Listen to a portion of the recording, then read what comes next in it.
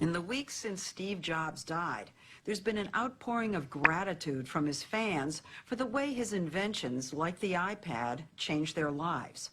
Among the most passionate are parents of children with severe forms of autism, especially those who can't speak and appear hopelessly locked inside themselves. Those parents often say these kids understand more and know more than they're able to communicate. Well, now with the iPad and other tablet computers spreading through the autism community, some of those parents are finding out they were right. It turns out that autistic children show a real interest in the iPad with its easy touch and swipe screens. With specially designed applications or apps, these computers are helping them communicate and unlocking the isolation of people like 27-year-old Joshua Hood. Imagine spending your life having conversations like this. P, L. Having to poke out words on a laminated piece of paper, one letter at a time. C, plastic. It was so frustrating for Josh, his mother Nancy says he would often give up and retreat into himself. At family gatherings, he was sidelined because no one understood him. At school, he sat passively in class, unable to participate. When Josh was feeling bad or really needed something, the family resorted to charades. So you'd be like, you know, can you spell it?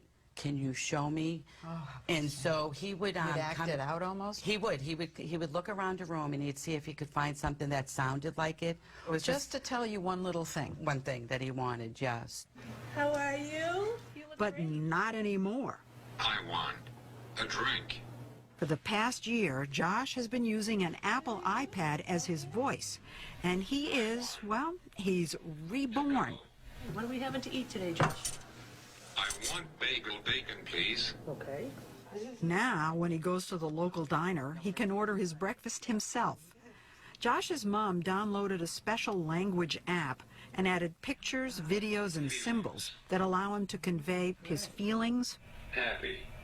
what he wants, Toys. and what he watches on TV. TV News 60 Minutes. My first 60 Minutes interview on an iPad. I asked about his brother Jimmy. And how old is Jimmy? Is he? Keyboard. Numbers. 2, 6. Jimmy 26. So he's 1 year younger than you are. Is he your best friend? Oh, does that mean you love him? Yeah? Josh is typical of people with autism in that he rarely looks directly at me, he rocks, and he has obsessions. In his case, it's World War II. Hogan's Heroes Season 6. His therapist, Tammy Taylor, will never forget the first time she put the iPad into his hands. What had been bottled up inside him began to pour out. It just blew me away that he could actually tell me his brother had a goatee and was bald. He's completely communicating. Absolutely.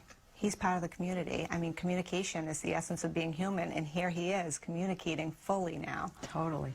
The language app that Josh uses is called Proloquo to Go. Josh's Spaces. My Places. Work.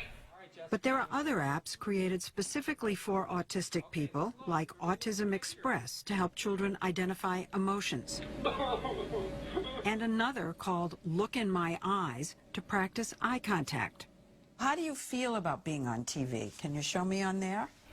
Categories. Feelings. Happy. Joshua.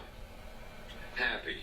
Tell me what's happening inside of you as your son starts to tell you what he's been thinking. He's probably been trying to tell you for 27 years. Mind-boggling, to tell you the truth. I always had said when he was younger, it was like, you know, he was a computer and I was computer illiterate, and I didn't know how to press the right keys. Sorry, to get him to communicate. It was just, you know, that was the hard part, is you knew there was more in there and you didn't know how to get it out. Touchscreen computers help Josh communicate. Can they do the same for these children at the Beverly School in Toronto, Canada, where half the students are severely autistic and more impaired than Josh? You can show me. The day we were there, kindergarten teacher Sabrina Mori struggled to figure out why 7-year-old Nathan was so upset. Students don't have a way to communicate with me. They don't have a way to tell me how they're feeling, what they want, what they need, what's happened to them before they've come to school. It's frustrating for you. What about for them? It can be very frustrating. Oh, look, the iPad's here. For the past year, Maury and her fellow teachers Ian Stewart and Stacy Carroll have been involved in the first study to find out just how effective the iPad is with their students. Has the iPad made any difference, The Stacy? iPad has made a huge difference. There's something about using the iPad that draws the students in. They're engaged with it in a way that we don't see with other toys or puzzles or teaching tools. The study has found that it improves the children's willingness to socialize, something autistic kids have trouble with, and it enhances their attention spans. Can you look at the numbers, Jennifer? In this video recorded by the school, Stacy's trying to get little Jennifer to focus on learning to count, using the old paper method. So she's not paying attention right now. No, she's not looking at it. But what a difference with the iPad. 1, 2, 3. Good looking. 5. Oh, that's wonderful. Look at her. She's completely engrossed. Totally. I hear that autistic children often prefer machines to having an interaction with a human being. Is that what we're seeing? What we're thinking is that the device is constant. So the voice is constant, the pacing is constant, it waits. I might not wait as long. You're unpredictable, Right. and they like order and control. Absolutely. But the teachers are finding that, as with autism in general, there's a range of ability when it comes to benefiting from the iPad. When he likes something, he lights up. I sat down with Sabrina and Nathan. Ready? Letters. There you go. As I watched, he repeatedly ignored her requests, You choose a letter. and she stepped in again and again to guide his hand. I wondered just how much he was learning on the iPad. Which letter would you like to look at? And sometimes I have to hold my hand over it because otherwise he will just go in and out of programs. What I found is that the device, the iPad, isn't for everyone. It's not for all my students. But the ones who are engaged by it, it's really, it's amazing. Do you want to do some work? No. Do you want to do some work? No. It was thought that 10-year-old Nuno, who doesn't talk, had the IQ and attention span of a toddler. Touch the one that is a healthy snack. It was a nice snack. Good snack. Awesome. So when Ian tested him with a new vocabulary app, he was surprised by how much he knew. Where is the wind chime? Great job. Touch the soldier. Yeah! Super. Did you know he knew all those words? No, absolutely not. You had no idea? No idea. No idea the extent of his vocabulary. Find the saxophone. Yeah! You did it. Saxophone. How did he know a saxophone, right? And we've just recently found out that he has quite a love of classical music and opera, so he's He has love of opera, yes, he does. and you didn't know it. Didn't know it. Yeah. Did that come through the iPad? It came through exploring music selections on the iPad. As a reward, sometimes we let him watch some videos in class, some Pavarotti or some arias, and he likes conductors, he likes symphonies.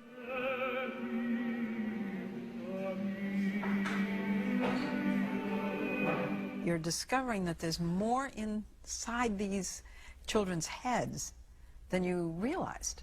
And that's something in a way I feel like we've known, but this is giving us a tool to really show us and prove that there is more happening.